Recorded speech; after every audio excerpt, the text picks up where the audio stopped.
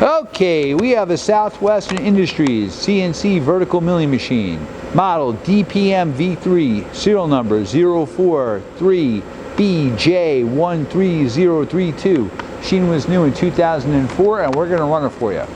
Machine has a ProtoTrack VM control. It has a 40 taper spindle that is programmable up to 5,000 RPM.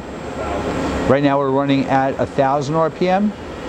Machine has a TorqueRite power drawbar. 2,500. That's 2,500. Machine's very quiet.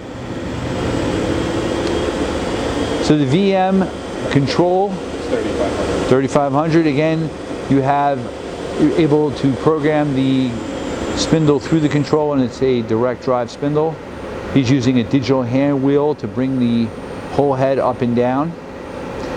In that mode, the control becomes a digital readout. That's your y-axis, also on a digital hand wheel, and also on the x-axis with that digital hand wheel. The machine has a 50 by 10 table with 30 inches of X travel, 17 of Y saddle, and 21 of head up and down.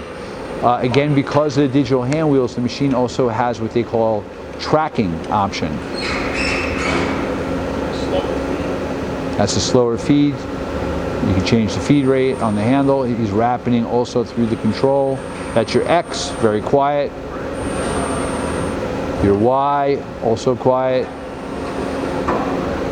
And your Z axis. All right, hey, I think you've seen that. Oh, the machine also does have a remote remote go switch. And that's it. Hey, thank you for watching our video.